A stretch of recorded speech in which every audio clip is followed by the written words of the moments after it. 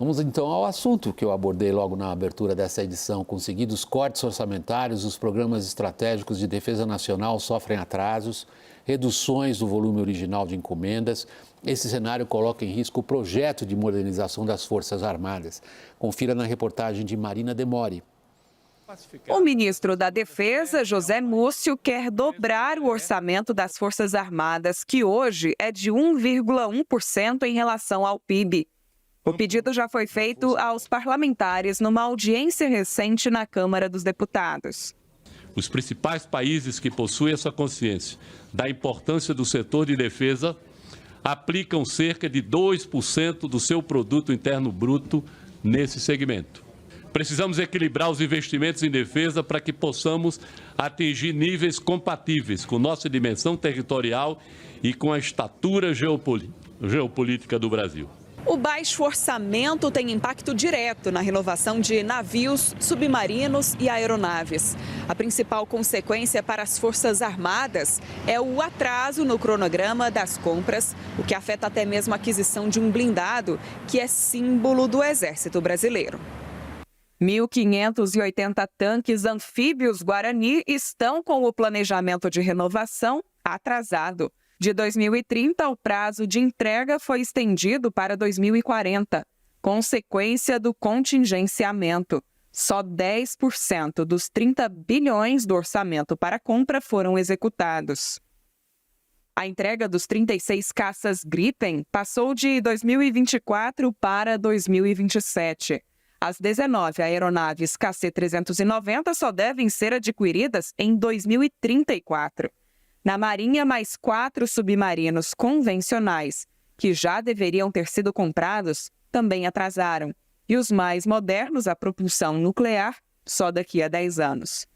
De 2017 a 2022, as restrições orçamentárias recuaram os investimentos na Marinha, dos 12 bilhões de reais previstos para 9 bilhões. Vejam a idade dos navios, a disponibilidade e necessariamente, me força até 2028 a desativação desses meios operacionais, numa ordem de 40%.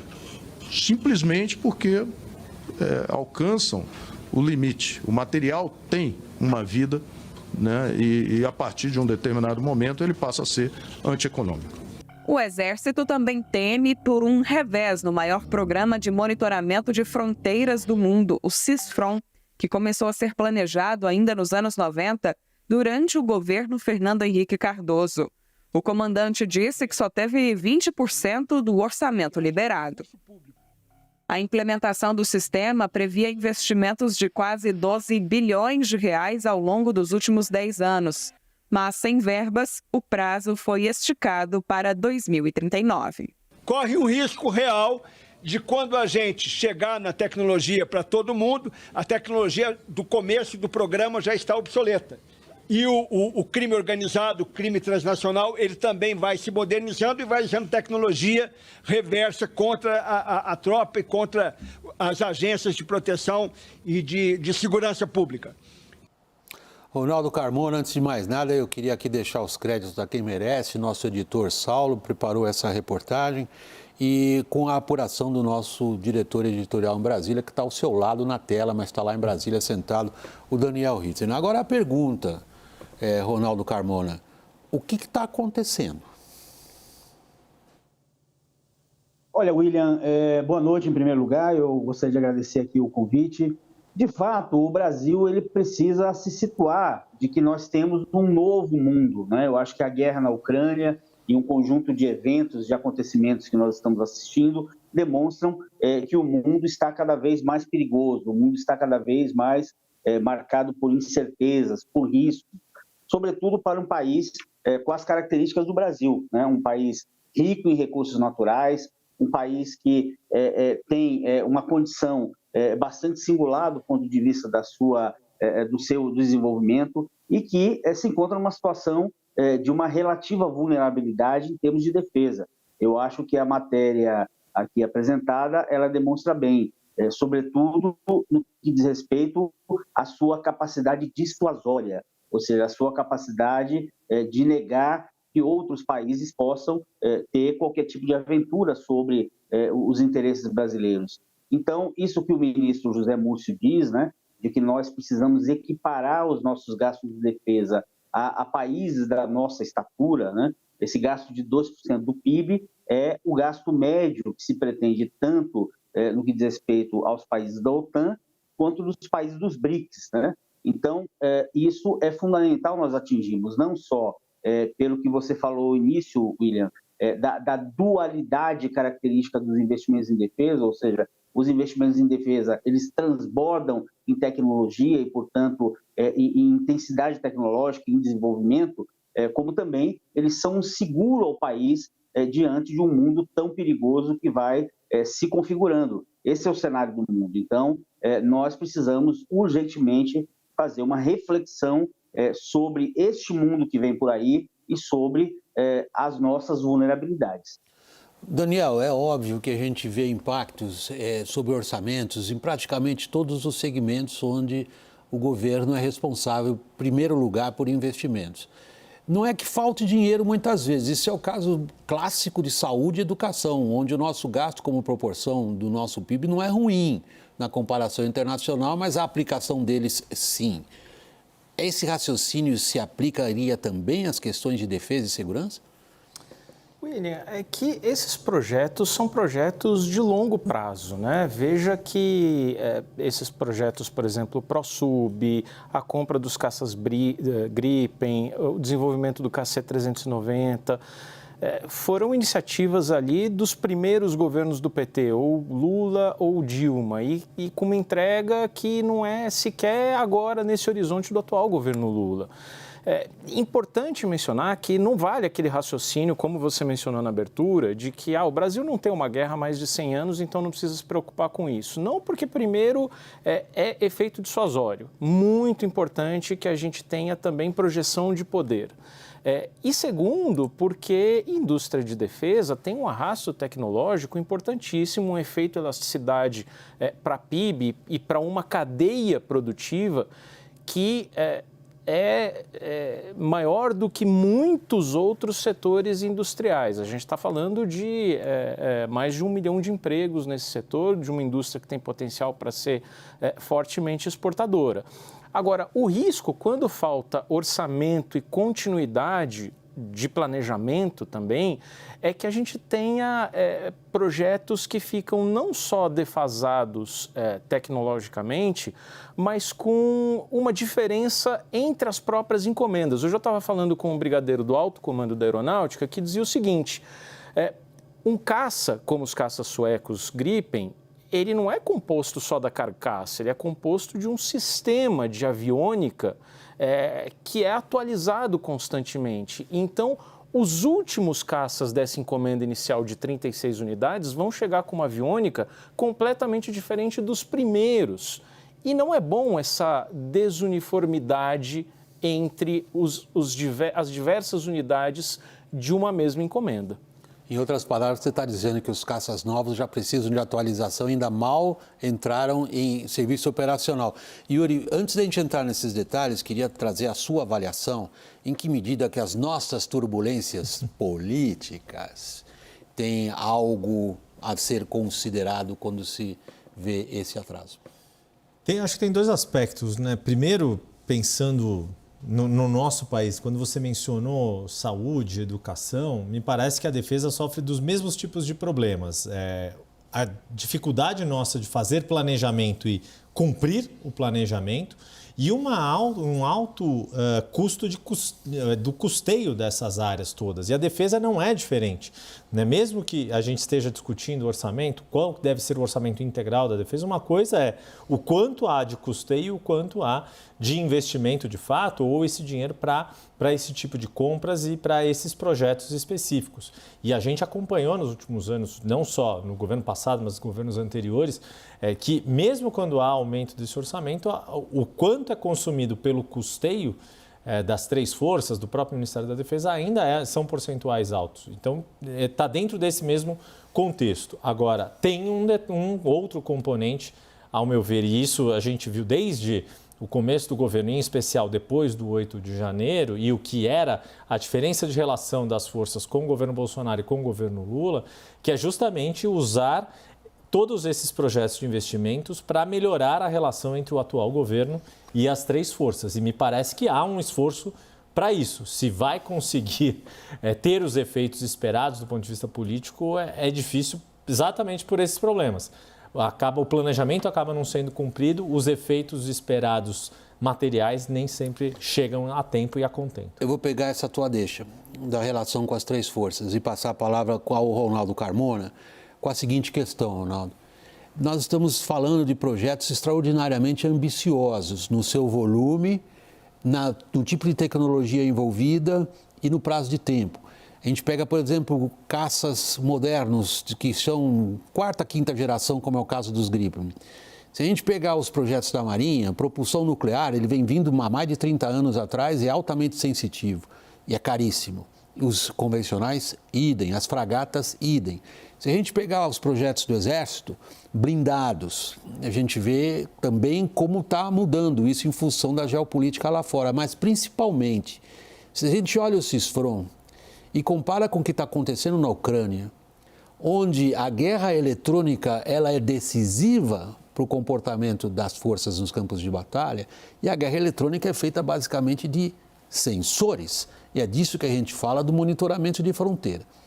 Faltou estabelecer prioridades, Ronaldo Carmona, e aí é difícil para qualquer governo escolher entre Marinha, Aeronáutica e Exército? Olha, William, eu acho que o ambiente internacional ele demonstra que o país ele precisa urgentemente fazer uma modernização do seu sistema de defesa, né?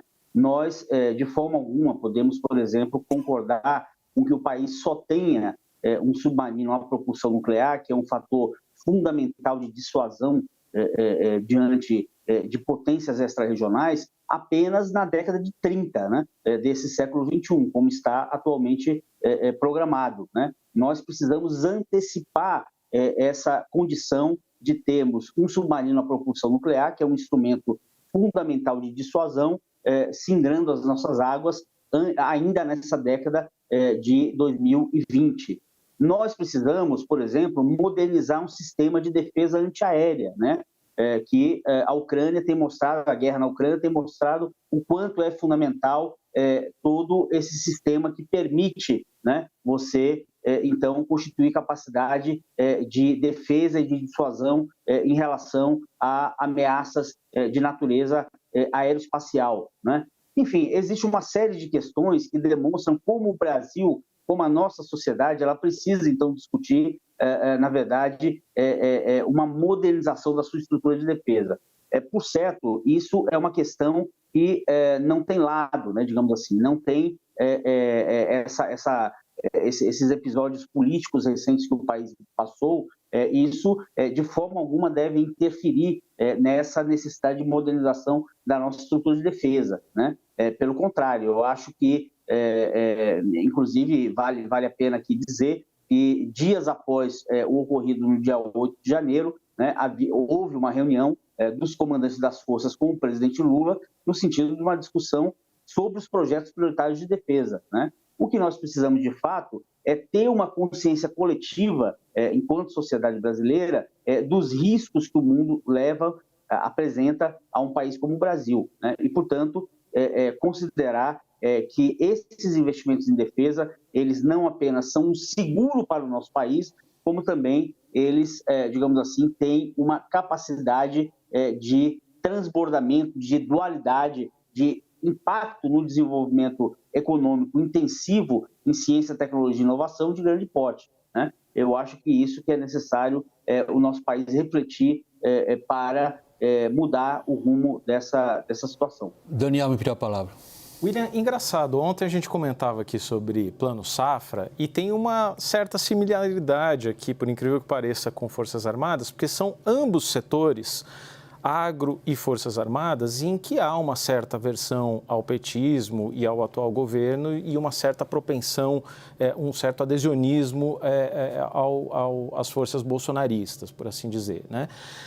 Agora, é incrível como nos últimos anos acho que muito em função do teto de gastos, talvez a modernização das Forças Armadas e esses projetos estratégicos de defesa foram as maiores vítimas do teto de gastos, e nos últimos anos houve uma paralisia nos investimentos.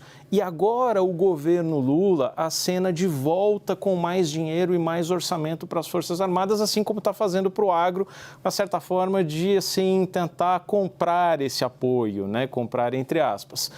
E é curioso também que uma forma de driblar o teto de gastos, que foi usada pela Marinha no passado recente, havia uma previsão no teto de gastos que o Tesouro poderia capitalizar uma estatal sem que isso fosse incluído dentro do teto. Isso era extra-teto.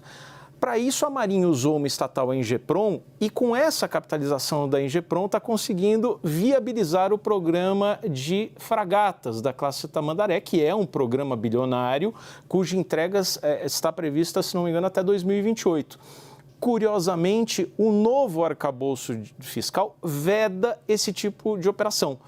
Se passar o texto que hoje prevaleceu na Câmara e no Senado, não se poderá usar uma estatal, por exemplo, como a Ingeprom, para fazer esses investimentos em defesa. Então, se por um lado o arcabouço tira essa possibilidade, por outro, o governo Lula acena com mais dinheiro de orçamento mesmo. Era o raciocínio que você estava desenvolvendo, Yuri, de restabelecer ou passar pelo trauma do 8 de janeiro, tentando restabelecer com as Forças Armadas um entendimento prático em torno de questões que elas consideram essenciais para si. Um pouco nessa linha, né, do que o Daniel apontou, e vale lembrar mais cedo, né, na primeira entrada, o Daniel falou da questão do quanto a indústria, o professor Ronaldo também mencionou isso, do quanto essa indústria tem um potencial de geração de empregos, de impacto ali, que impacto socioeconômicos que vão além da indústria e da área da defesa propriamente dita. E isso tem sido uma retórica que também tem sido adotada, por exemplo, pelo vice-presidente Geraldo Alckmin como ministro, né, no chapéu de ministro da indústria, do desenvolvimento da indústria, foi escalado logo de saída ali do governo para fazer essa interface. E isso é curioso como esta preocupação de defesa nacional, ela tem alguma convergência com um ideário mais à esquerda do ponto de vista nacionalista. Né? O que houve é o problema ali ideológico, ou os conflitos ideológicos, ou essa aversão que também o Daniel Richter mencionou que há das duas partes, verdade que se diga, né? Não só de um lado em relação ao outro. É uma via de mão dupla em diversos pontos. Claro, só tem uma coisinha, William, que a gente nem sequer mencionou, que é o seguinte, sem entrar em juízo de valor aqui, mas uma prioridade do presidente Lula já foi assim nos seus 2 primeiros governos e parece ser agora, talvez com um pouco menos de ênfase, é uma reforma da ONU e uma vaga, um assento permanente no Conselho de Segurança. Eu queria ir para esse lado justamente. Claro, Daniel, quer dizer, não tem vaga no Conselho de Segurança com projetos tão atrasados e defasados tecnologicamente. Era exatamente para onde eu queria levar a nossa conversa agora, aproveitando o fato de termos aqui um professor de geopolítica na Escola Superior de Guerra, que é o seguinte, Ronaldo Carmona, se a gente olha para os Gripen, hoje são caças que pertencem a um país que pertence à OTAN. A transferência de tecnologia de aviônica embarcada em caças dessa geração é um dos bens mais guardados e restritos que se tem notícia. Se a gente olha para o submarino de propulsão nuclear, nós estamos falando do domínio de tecnologias sensitivas de enriquecimento de combustível, produção de um reator para a propulsão dessa embarcação. E mesmo no caso de submarinos convencionais, nós estamos falando de tecnologias de metalurgia que todos os fabricantes do mundo protegem. Nós estamos falando da França, cuja posição em relação à guerra da Ucrânia é suficientemente conhecida.